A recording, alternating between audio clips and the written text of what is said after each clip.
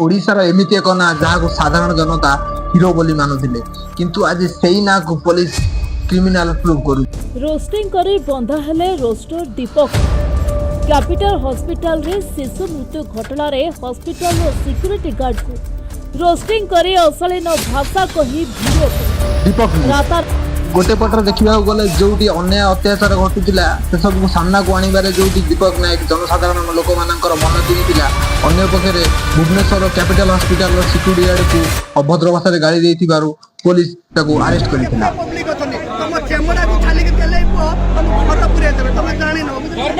कुछ करेगा तो लोग क्या कहेंगे, लोग क्या कहेंगे, खाली लोग क्या कहेंगे, यही सोच सोच के जी रहे हम बस लोग क्या कहेंगे।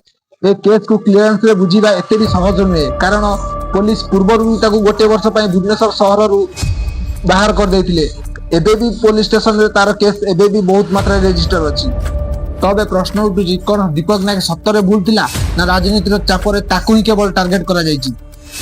এই ভিডিও को संपूर्ण मात्रा देखो जो मु कथा दउची सत्य को मु सामना को आनी बुझुतिबो सुजुतिबो सब किछि करूतिबो छोट बड़ किछि नुए कर्म करी चलीतिबो देखुतिबो सब किछि आखि फाड़ी रहउतिबो आगु को त बढुतिबो। हां नमस्कार बंधुगण मु वरुण आ आपण मानकर चैनल ओडिशा एक्सप्लोर रे आपण मानकु बहुत बहुत स्वागत।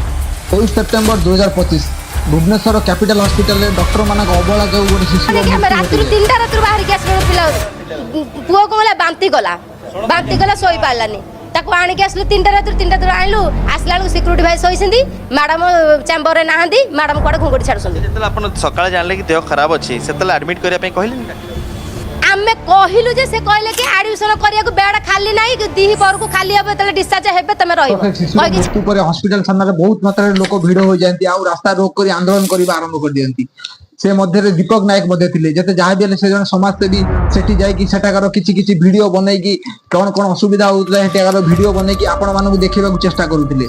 सेठी जाई कि हॉस्पिटल भीतर को जाई कि सेठी सिक्यूरिटी को मान सहित तांकर किछि बेस बजेइतला जहाँ फल रे से किछि रागी की बैड लैंग्वेज यूज कर देथिले जहाँ फल रे पुलिस आज तांको अरेस्ट ये करथन सेति पय हला आ पे लड़िबे हां हम छाडी मगे ता जो माने नगुड नृत्य करथन सेही मानको सुधारिया पय करथन। आई विटनेस आ पुलिस रो रिपोर्ट अनुसार हॉस्पिटल सिक्यूरिटी गार्ड को दीपक नायक किसी बैड लैंग्वेज यूज करथिला।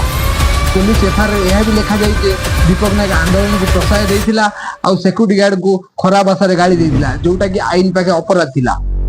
किंतु पब्लिक कहबा अनुसार से जने समाजसेवी थिले से सबुले जनसाधारण लोकन पई छिडा होतिले जदि से दिन किछि रागरे कहि देथिबे किंतु से जने भलो लोक थिले और जनसाधारण लोकन पई सबुले छिडा होतिले।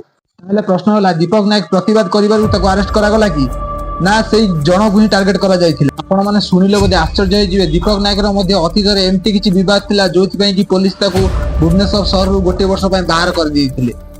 एबे भी मध्ये ता नारे अनेक क्रिमिनल केस रजिस्टर अछि किंतु वास्तव रे कोन आईन जोटी ता गोटे क्रिमिनल बोली देखुतिला सेठी साधारण जनता माने ताको हीरो बोली मानथि। ताले प्रश्न उठुछि कोन दीपक नायक सतरे गोटे क्रिमिनल थिला ना से अन्य को प्रतिवाद करिबारु ताकू केवल टार्गेट करा जायछि।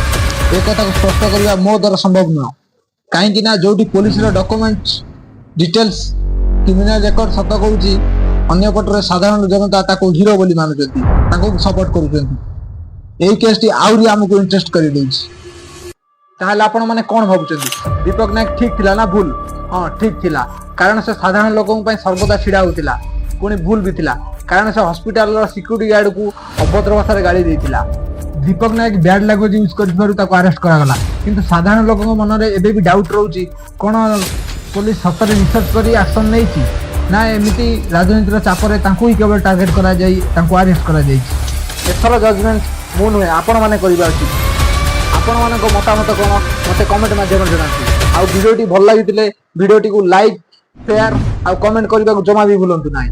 आउ एमिति इंटरेस्टिंग वीडियो देखिବାକୁ चाहुतिले आपण मानको channel Odisha explore YouTube channel को सब्सक्राइब करी बेल बटन को दबाई दियंतु जहाँ फल रे मु कोन से वीडियो अपलोड करी सर्वप्रथम आपण पाखरे पहुंचीबो। आउ मु वरुण आसुची आउ एक नुवा इंटरेस्टिंग वीडियो सहित धन्यवाद।